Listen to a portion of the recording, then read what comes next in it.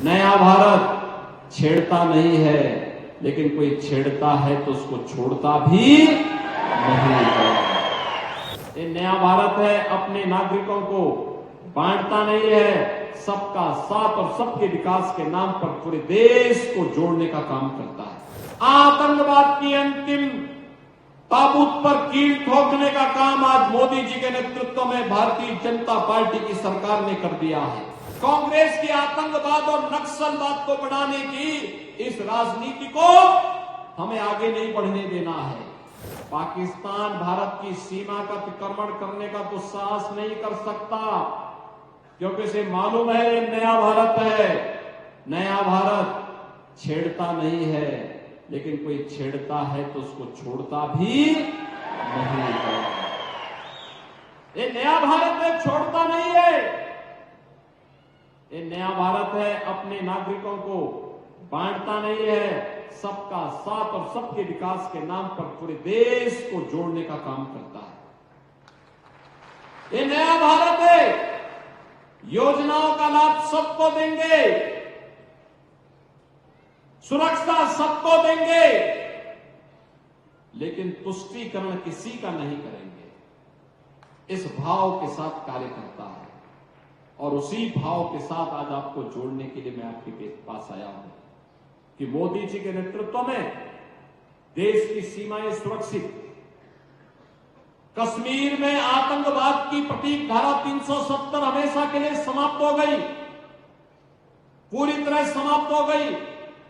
आतंकवाद की अंतिम ताबूत पर कील ठोकने का काम आज मोदी जी के नेतृत्व में भारतीय जनता पार्टी की सरकार ने कर दिया है। अब कोई भारत के अंदर आतंकवाद फैलाने का दुस्साहस नहीं कर पाएगा, लेकिन कांग्रेस कहती है कि हम फिर से धारा 370 को लाएंगे, यानी आतंकवाद को पनपाएंगे, निर्दोष नागरिकों को मरवाएंगे। कांग्रेस की इस मंशा को सफल नहीं होने देना है। बहनों और भाइयों, कांग्रेस की बांटो और फूट डालो राज करो की राजनीति को सफल नहीं होने देना है। कांग्रेस की आतंकवाद और नक्सलवाद को बढ़ाने की इस राजनीति को हमें आगे नहीं बढ़ने देना है। कांग्रेस की भ्रष्टाचार पोषक सरकारों को फिर से आने नहीं देना है। यही कहने के लिए आज मैं आपके पास आया हूं, आपसे कहने के लिए कि आज तो आपने देखा होगा ये महायुति गठबंधन की सरकार अब तो पहले से मोदी जी के नेतृत्व में पूरे देश के अंदर 4 करोड़ लोगों को एक एक आवास मिला, 10 करोड़ गरीबों के घर में शौचालय बने, 10 करोड़ लोगों के घर में उज्ज्वला योजना का रसोई गैस का फ्री में कनेक्शन पहुंचा, 12 करोड़ किसान पूरे देश के अंदर प्रधानमंत्री किसान सम्मान निधि का लाभ प्राप्त कर रहा है, 50 करोड़ लोग आयुष्मान भारत में प्रतिवर्ष 5 लाख रुपए की फ्री चिकित्सा प्राप्त कर रहे हैं। और मोदी जी ने घोषणा कर दी, आदेश भी कर दिया है कि 70 वर्ष से ऊपर के प्रत्येक व्यक्ति को फ्री में उपचार की सुविधा उपलब्ध करवाएंगे। बहनों और भाइयों, पहली बार हो रहा है जब 80 करोड़ लोग, 80 करोड़ भारतवासी फ्री में राशन प्राप्त कर रहे हैं। एक नया भारत है, सुरक्षा भी दे रहा है, लोक कल्याण और गरीब कल्याणकारी कार्य भी कर रहा है।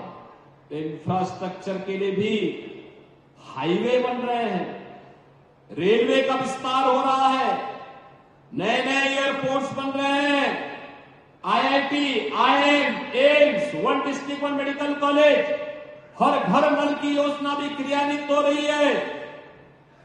यानी विकास के काम भी है तो विरासत का सम्मान भी है। याद करिए, बाबा साहब डॉक्टर भीमराव अंबेडकर के पंचतीर्थ मोदी जी के नेतृत्व में बने। याद करिए 500 वर्षों का इंतजार समाप्त करके अयोध्या में भगवान राम का भव्य मंदिर का निर्माण भी आज Bharatiya Janata party double engine सरकार के नेतृत्व में, मोदी जी के नेतृत्व में अयोध्या में स्थापित हो गया है। लगातार देश के अंदर विरासत और विकास का समन्वय, सुरक्षा, समृद्धि और सुशासन के लिए ये महायुति गठबंधन भारतीय जनता पार्टी के नेतृत्व में जो कार्य कर रही है, उसी के प्रति आपको जोड़ने के लिए, आपका आह्वान करने के लिए आज मैं यहां पर छत्रपति शिवाजी महाराज की इस पावन धरा पर उत्तर प्रदेश की धरती से विशेष निवेदन करने के लिए मैं आपके पास आया हूं। बहनों और भाइयों, आप में से कितने लोगों ने अयोध्या में दर्शन किया? श्री राम जन्मभूमि पर रामलला के विराजमान होने के बाद कितने लोगों ने दर्शन किया? अभी कम संख्या है। और मैं धैर्यशील कदम जी से और मनोज दादा घोड़परे जी से कहूंगा कि चुनाव के बाद यहां से एक ट्रेन भर करके लेके आइए, अयोध्या में दर्शन कराइए।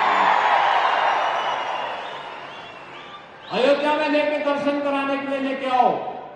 वहां की व्यवस्था बाकी हम देखेंगे, वहां की चिंता नहीं करेंगे।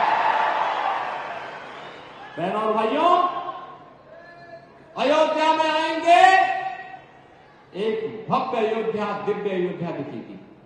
एक नई अयोध्या, दुनिया की सुंदरतम नगरी के रूप में स्थापित अयोध्या को आपको देखने को मिलेगा। और अगले वर्ष जनवरी में तो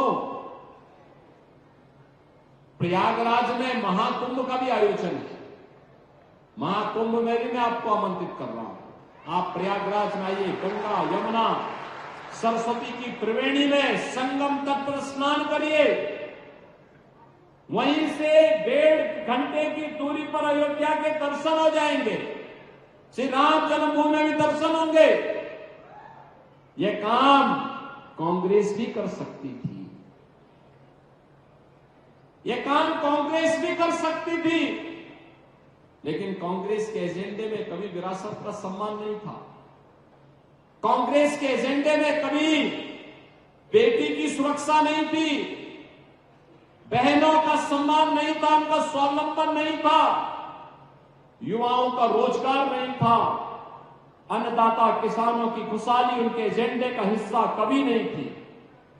और इसीलिए मैं आप सबसे कहने के लिए आया हूं कि विरासत और विकास का अद्भुत समन्वय हो, सुरक्षा, सुशासन और समृद्धि, इन्हें एक साथ जोड़कर आगे बढ़ाने का कार्य हो, ये केवल और केवल महायुति गठबंधन कर सकता है, क्योंकि प्रधानमंत्री मोदी जी उसे नेतृत्व दे रहे हैं और उनका मार्गदर्शन जो है